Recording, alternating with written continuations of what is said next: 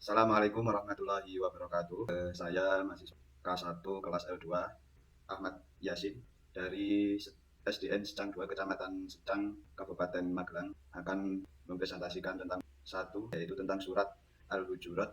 Akan saya tampilkan saya akan menjelaskan yaitu tentang modul ajar satu, modul ajar pendidikan agama Islam dan budi pekerti sekolah SDN Secang 2, mata pelajaran pendidikan agama Islam dan budi pekerti. Tema mari mengaji dan mengkaji surat Al-Hujurat ayat 13 dan tentang keragaman. Fase B kelas 4. Alokasi waktu 1 kali pertemuan yaitu 4 kali 35 menit. Tahun pelajaran 2023-2024 semester 1. Nama penyusun Ahmad Yasin. Kompetensi awal yaitu peserta didik dapat membaca dan memahami surat Al-Hujurat ayat 13. Profil pelajar Pancasila dan pelajar rahmatan lil alamin, yaitu pertama, profil pelajar Pancasila yang ingin dicapai adalah beriman dan bertakwa kepada Tuhan Maha Esa, berakhlak mulia, berkebinekaan global, gotong royong, mandiri, bernalar kreatif. Selanjutnya, sarana dan prasarana. Yang pertama, ruang kelas. Dua, alat dan bahan, yaitu surat Al-Hujurat yang akan ditampilkan lewat PPT atau PowerPoint atau YouTube milik pribadi. Kedua, LCD projector, dan yang ketiga, laptop. Target peserta didik yaitu SDN Sang 2 kelas 4. Model pembelajaran problem based learning.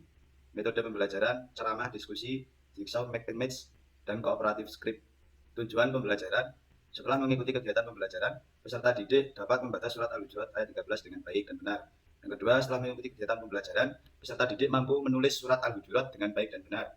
Yang ketiga, setelah mengikuti pembelajaran, peserta didik dapat memahami pesan pokok surat Al-Hujurat ayat 13 dengan baik dan benar. Yang keempat, setelah mengikuti pembelajaran, peserta didik mampu menghafal surat Al-Hujurat dengan baik dan benar. Yang terakhir, setelah mengikuti pembelajaran, peserta didik mampu memahami kandungan isi hadis tentang keragaman.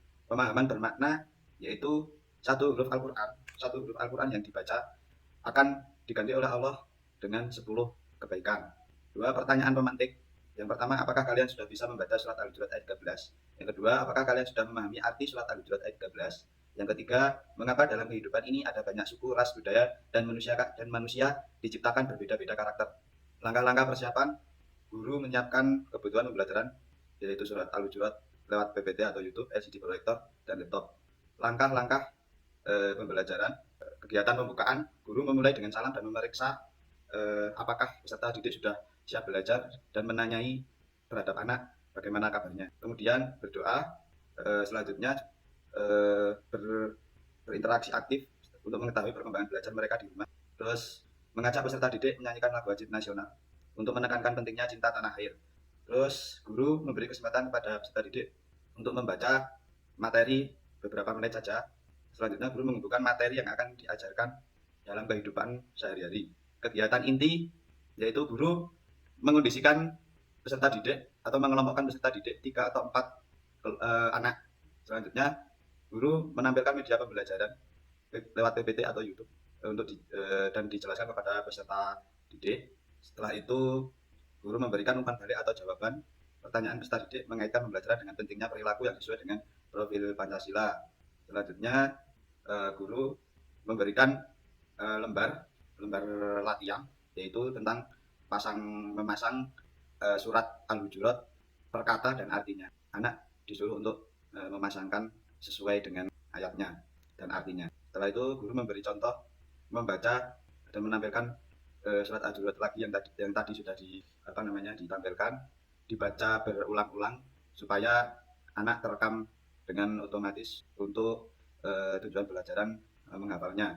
Setelah itu peserta didik disuruh berlatih terhadap teman-temannya secara kelompok mencari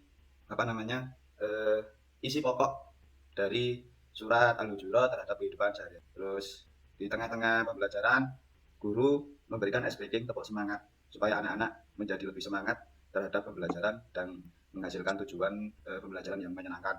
Selanjutnya kegiatan akhir yaitu adalah membaca berulang-ulang lagi 2 atau 3 kali untuk anak supaya lebih mengingat-ingat dan memberikan PR atau tugas di rumah untuk menghafalkan surat. Kegiatan penutup, guru memberikan dorongan peserta didik dengan menggarisbawahi betapa pentingnya pembelajaran dalam kehidupan kita dan dengan tujuan agar mereka termotivasi untuk membaca dan menghafal ayat Al-Quran dan sebagai amaliyah kehidupan sehari-hari. Guru melakukan evaluasi dan refleksi. Selanjutnya, perencanaan tindak lanjut memberikan tugas peserta didik yaitu menghafalkan surat di rumah. Kegiatan penutup, mengucapkan salam peserta kepada peserta didik dan menutup kegiatan pembelajaran dengan berdoa.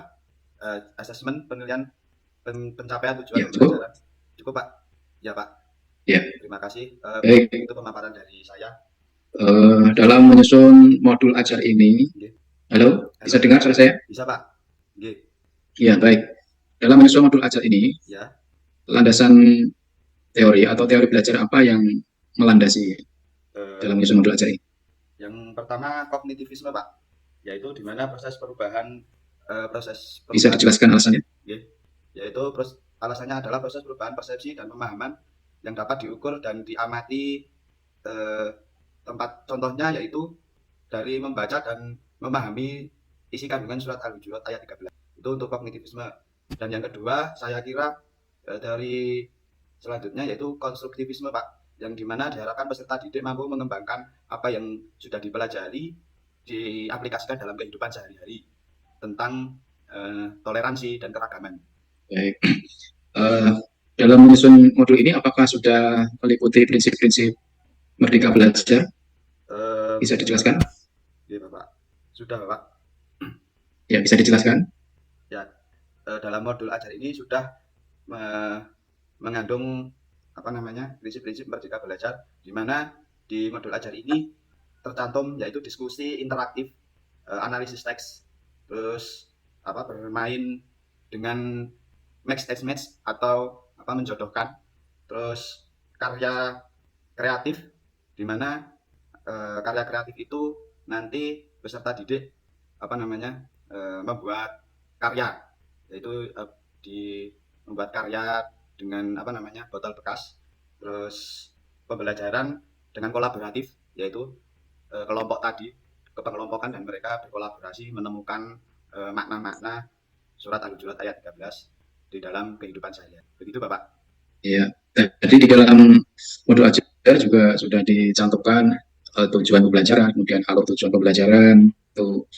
Kira-kira di dalam penyusunan tersebut, apakah sudah meliputi di dalamnya TPACK? Sudah Bapak. Yaitu bisa dijelaskan?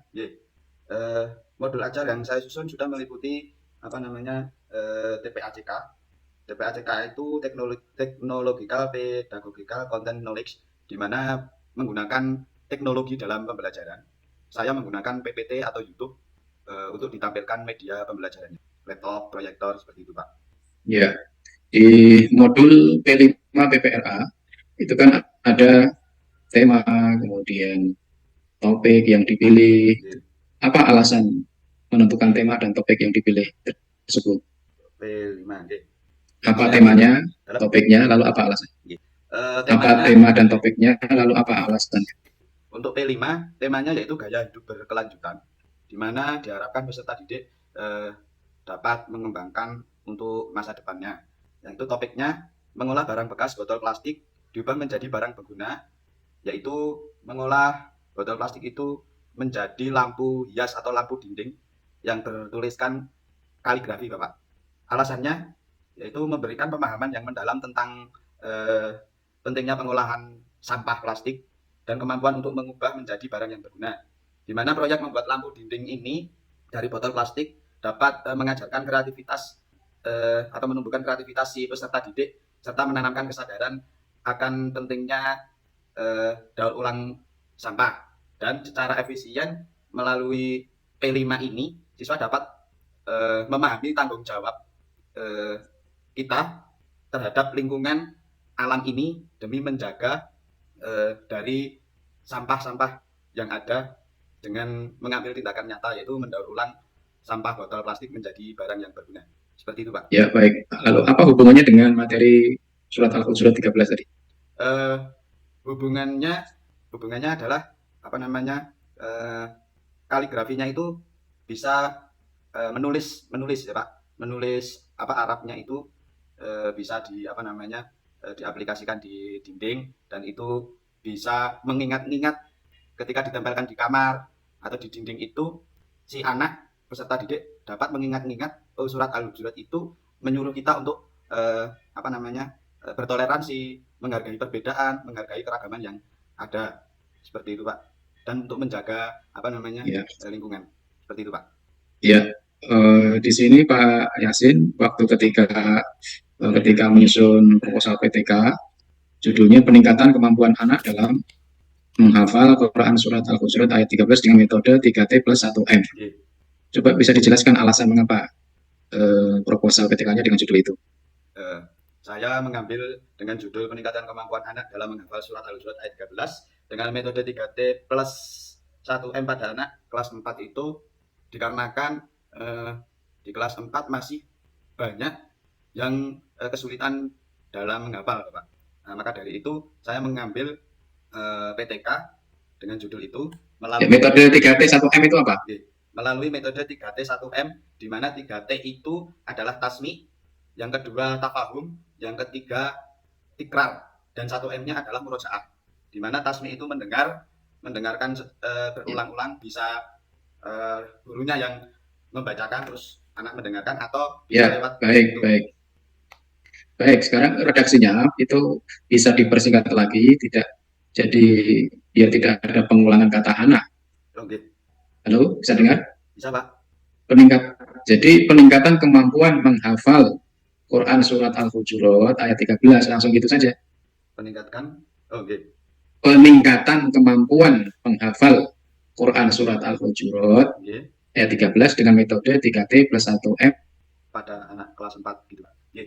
Saya akan rubah redaksinya Pak.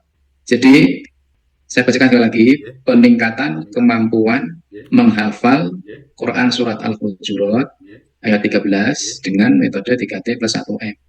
Jadi kata anak dalam di yang baris pertama itu dihilangkan, ya. Pak. Karena di bawah sudah ada kata anak. Iya Pak. Ya, bisa melihat di screen ya? Bisa. Monggo dibaca Bapak. A'udzu billahi minasyaitonir rajim. Bismillahirrahmanirrahim.